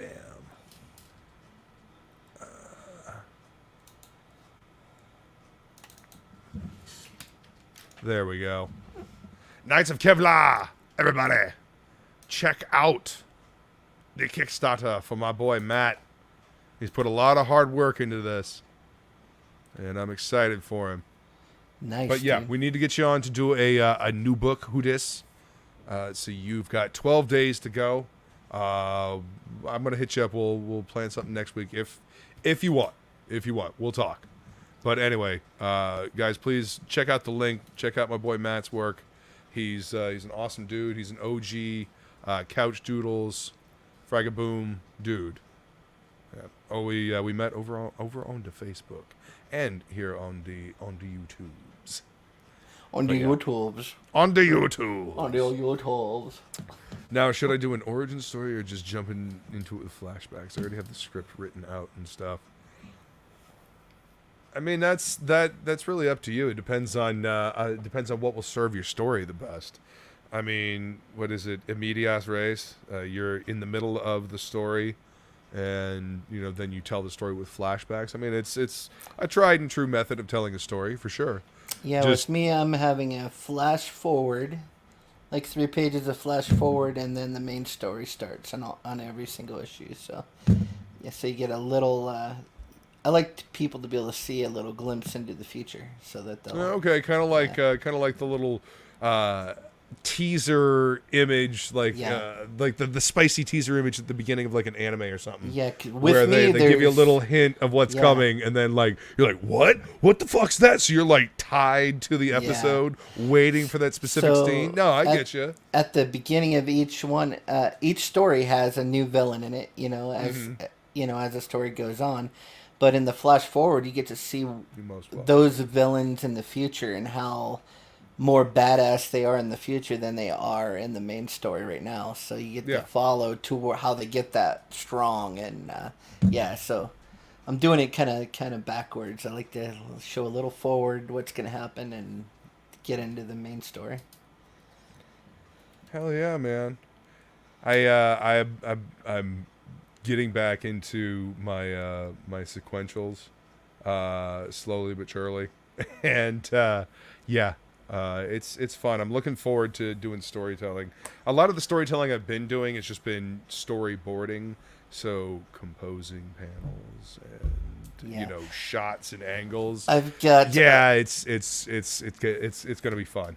I've got a last little chunk of Charlie's London pages to color, and then the next thing right after that is going to be getting back to doing all the finishes on Metal Mayhem Rock Boy and then I'll go straight into coloring Outliers, and then Cash Grab 2 will probably be ready by then. So it's gonna be crazy. The next 5 or 6 months are gonna be a little nuts. So Yeah, but I mean, that's kind of what you want. hopefully everybody likes Cash Grab. I've always said, I'm pretty sure they will. If people don't like my coloring on Cash Grab, then I'm over. So I am hanging it up. No. I'm totally done, man. I'm giving it up. I ain't doing this shit anymore. I can't handle it. No, I think everybody's gonna be wicked happy with your colors on Cash Grab. The shit that I've seen is just like you said. There's this, I don't know. I don't know if like kinesthetic is the right word, man. but there's We're just like the way your colors and Donald's pencils work together. It is very, very much a symbiosis. It's very complementary. It works really well. Really, really well. And I feel like I have that with Jason too. When I colored that piece for Jason, I felt it, that dude. Frog piece, man. I felt it. And I was like, yeah, this is gonna work out. Yeah, no, that Frog G piece was incredible. The background that you put in it. That's what we're gonna do. He's gonna let me paint the backgrounds, and he's just gonna do the characters, and I'm gonna do all the backgrounds painted. Shit, dude. And so it's to look really rad, like the contrast between the painted backgrounds and his characters and action happening in the foreground should look really cool. So, heck yeah, man. Yeah, that'll be awesome. Yeah. Wow. Well, we've actually been going for a half hour longer than we normally do for one of these. Yeah, we stopped talking about the book like 45 minutes ago. So. Yeah, I mean, we didn't want to go. We didn't want to tell everything about it. Definitely go pick it up. It is worth. But the love and the commitment to telling a good story that is fucking obvious in Better A Bill. Yeah, Better A Bill. Beta, whatever. Anyway, it's obvious that Daniel Warren Johnson is having fun, despite being on a tight deadline, despite whatever. He's telling a good story. He's having fun with this, and it shows in the work that he's putting together. That's the stuff that we're missing in comics. And you notice the story. It's about people. It's about characters. It's not like this broad, overarching thing that just beats you about the head, face, and neck. Like, it's a story. Come with me on an adventure. That, as an author, as a writer, as an artist, we're all telling stories. We've got to encourage our reader to come with us on this adventure. Otherwise, why the fuck should they waste their time? And that's kind of where we went with the rest of the show. That's what I'm talking about. I mean, life's too fucking short for bad comics. Seriously. Yes. Life is too fucking short. So, although we'll have to do an episode where we both pick out the worst comics we think we've ever seen and go over those. That would be fun. Yeah. And yes, I think that would be fun. And I think we need to bring back constructive criticism. Not criticism to be mean, not criticism to belittle, not criticism to deride, criticism to construct. This is not working. This does not work for me. Try this instead. This did work. This is, I don't know. This is what I learned in design school. You're not there to placate everybody. You're not there to pat each other on the back. We're here to make ourselves the best designers we can. So tear it apart. Tell the person what's wrong with it. Don't be nice. Don't be mean. But don't be nice. Don't spare the feelings. Yeah. Because working out in the real world for a client doing design work, you don't get the luxury of having an attitude. You don't get the luxury of well, I'm not going to do this. No, you're not going to do this. Well, fine. Then you're not going to get paid. Man, you're not going to work. I do regular freelance illustration as well as comics, and I get some doozy customers, man, and you just have to learn. You gotta learn how to deal with them. And 99% of the time, when you're dealing with customers, it's communication. They don't know how to communicate what they want. Yep. And so, that's you got to translate it. You got to translate it. I don't know how that goes into comics, but yeah, guys. Well, no, it's dealing with the customer, and it's it's being able to take constructive criticism, and I feel like that's where I was going with this. Yeah. You know, I feel like we need to bring back constructive criticism, you know, in that, you know, don't get offended if somebody, you know, says this needs work. You know, if and this is a giant if, you know, it's somebody you would actually take advice from. I mean, if it's some jackass off the street, you know, whatever. I mean, you can learn something from everybody, even if it's, you know, distinctly what you're not aiming for. Well, especially in our comics little scene right now, I've seen a few times where somebody that knows a lot and is well-meaning tries to give a younger artist a little advice, and that younger artist just, like, falls apart and, like, you know, makes a big deal. It's like, the guy was, or either that, or they completely disregard everything that the person said to them that was actually very helpful and was true about their work, but they're going to, I'm not going to do it. You know, I know you're trying to tell me that, you know, when I ink, I should have a thickness on the shadow side, a little more. Yeah, but I'm going to ignore that. I'm just going to do it my way. That's my style. Yeah. No, that's not your style. That's, you're doing it wrong, buddy. So, and that is how that is why you fail. So, yeah, constructive criticism that actually helps is what people need, especially in this little indie thing we're doing right now, because if no one ever says anything and you keep putting out crap, that's hurting everybody. But if you're striving and if you're getting better every single time and you're fixing these little mistakes you're making, then that's helping the whole. We're all striving for the same thing. That we're all striving for perfection. We'll never get there, but there's always something we can improve. And being able to take constructive criticism is a hard thing as an artist. Yes, I felt that knife in my heart a lot of times. I'll put it there really myself a lot. So you know, I mean, because as artists we put so much of ourselves into what we make. You know, writers included. That's why I think editors are crucial. Good editors are worth their weight in gold, because a good editor is going to take what you've given them and they're going to polish what you've given. They're going to say, well, this might work a little better this way. They're the ones that are supposed to be able to give the constructive criticism and help you to be able to see, well, this could be a little bit different. They may not always be right. The author is always up to their discretion whether or not they listen to their editor. But if you're going to have an editor, find somebody that actually knows what they're doing, that will not try to rewrite your story for to suit their own needs, but find somebody that's going to polish the story that you have and help it be the best version of that story. You know? Yeah, I've said this before. I always hate getting feedback. Like when I was doing Cash Grab, absolutely hated getting feedback from the editor on the pages, and I never wanted to do it. But when I made myself do it, it always was better. I hate to say it. See, get it. This is why good editors are crucial, and this is, you know, and I hate to bring it back to the mainstream, but this is why a lot of shit in the mainstream sucks, because there's a lot of editors who don't know their ass from their elbow. Yeah. Like straight up. Like there's no way around it. Like some of the fucking typos and some of the shitty artwork I have seen come through my shop in the last few years, there is no fucking excuse for that shit. Oh yeah, except for like panels where the bathtub is drawn over the doorway and stuff, you know. Fuck. Like, what the? How's he getting out of the bathroom? Okay, I mean, I understand if I don't know. I was about to say if the artist was from another country, but they don't fucking build bathrooms like that in other countries either. Yeah. So there's no excuse for that shit. Like, well, why is the mirror at knee level?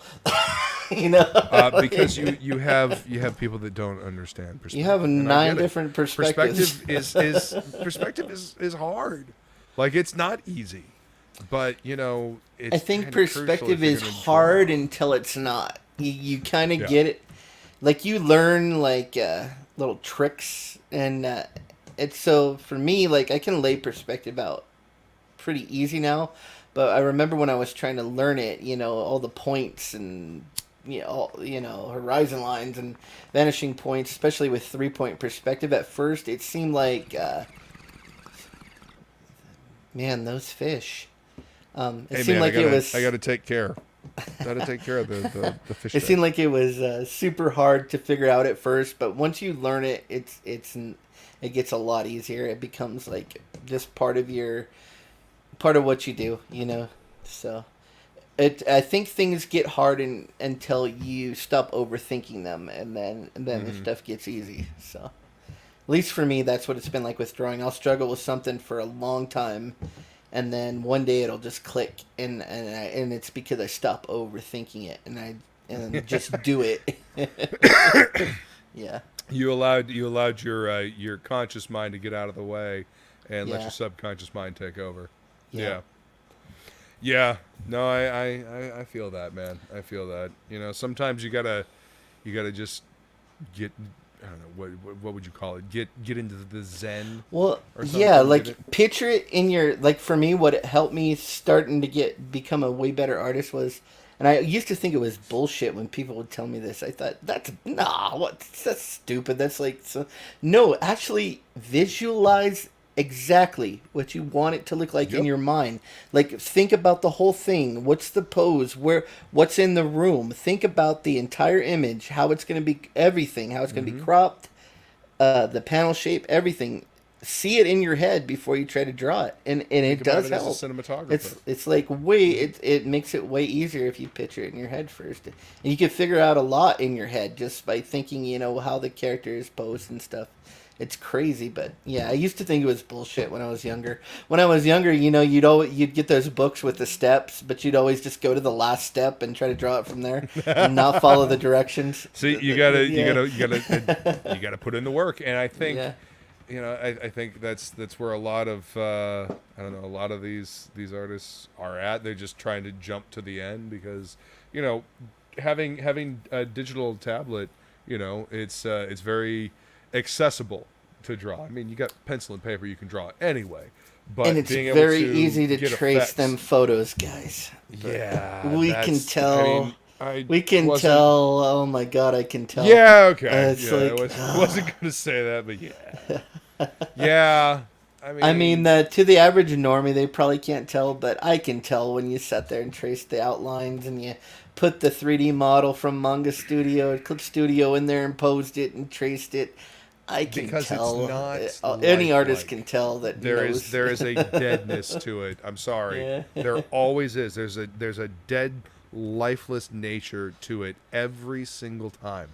Yeah, I you don't got know what because perfect, because you're tracing. boring panel. Yeah. Well, it's because you're tracing. You're not actually putting any of your essence into it when you're creating. You know what I mean? Yeah. And I Yeah, think it's that's the way you that's the construct difference. a figure, or the way that you lay out your perspective. That's part of your style. It shows through. The way you construct things from scratch shows through in your finished image, and that's where your all your action and motion and yeah. Yeah. Let's see. Matt says, I nailed a guy on comic book Inker because I posted the picture he used. He took his pic down an hour later. Oh. Yeah. Every time I say anything, I get in trouble. So I don't ever say anything in public anymore about it, because I think as a creator, I probably, and in the same field as a person, I probably, I don't feel like We'll I talk, should have to Finley. keep my mouth We'll shut, talk. but you probably should. Well, I don't see. Here's my thing. I am the type of person that whatever I say behind your back, I'm gonna say to your motherfucking face as well. Yes. I'm blunt. I'm to the point. I don't give a fuck.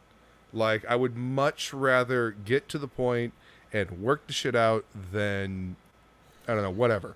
Like, I don't like back channel bullshit. Like, with me, what you see is what you fucking get. Yeah. Okay? This is me. And I try to be cool with everybody up until the point you're a motherfucking asshole.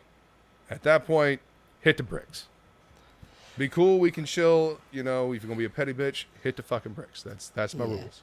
I mean, I don't there's know how so we got many. There's actually so many people now on that are in our little circle of people we know, and they're acquaintances. I don't know them, but they're posting stuff a lot, and there's so many of them that I could take all the stuff, find the photo, find the actual comic that they're tracing, put their stuff right over it, and embarrass them if I wanted to. But it's just now it's like it's not worth my time and energy to do that. And they know what they're doing, and they're not helping themselves. You're not learning anything by tracing, by color picking directly from photos, and not learning how to pick colors and how to paint correctly without doing that. And you're hurting yourself. Yeah, and I mean, a few people are gonna buy your product, but deep down you got to know that you didn't learn anything, and it's kind of hard to call that yours when it's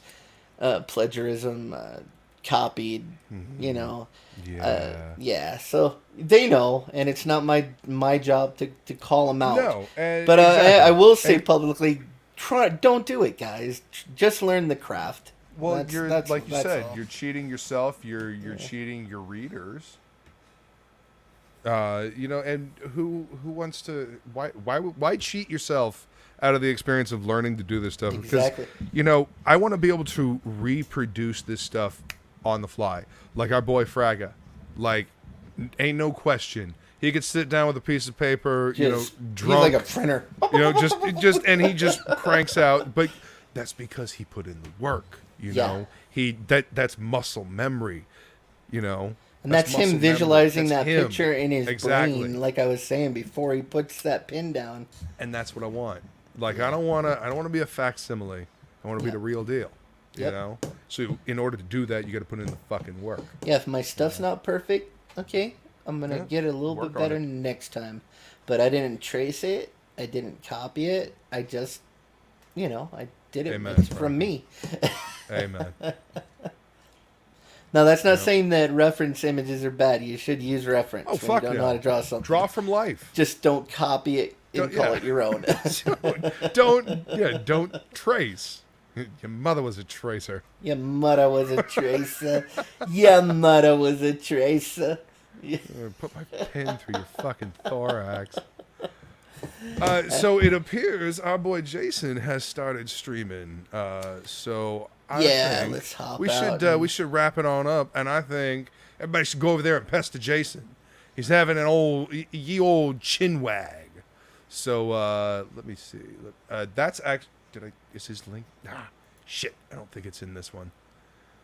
Anyway, I'm gonna grab the link from this. And I will copy it and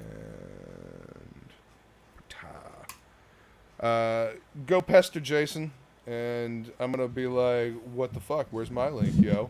And we'll be doing this again in another 2 weeks. We'll figure out which book we're going to cover, and another 2 weeks. And I will we'll post have it another ahead one. of time on Twitter. That way, anybody that wants to jump in with us and discuss, you're more than welcome to. Yeah, if you want to read the book and jump in here with us, and we can just have a nice conversation about that's what I meant. The book, or some disagreeing about it. Yeah, of course. I mean, you don't have to have liked the book in order to, have come on. I mean, if you hated the book, but yeah, I'm gonna do my best to post well ahead of time, to that way we can get more people in talking about books, because I love this shit. Like I said, this reminds me of being in the comic shop, talking to my regulars. Like, hey, what are you reading? Well, I'm reading this, and this is really cool. Oh, yeah. You see the cool shit that this artist did? You see that shit? Yeah. That's the stuff that I love, and that's part of the reason why I love doing this. I get to interact with my fellow artists and my fellow comic nerds, because we all love this shit. We all love this shit.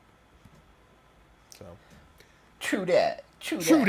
Anyway, we gonna take on off. I appreciate you all being here. Thank you very much. Thanks, everybody. All right. Later, all. Damn it. This is a smooth outro. Believe me. Why not? Your suffering will be legendary, even in hell.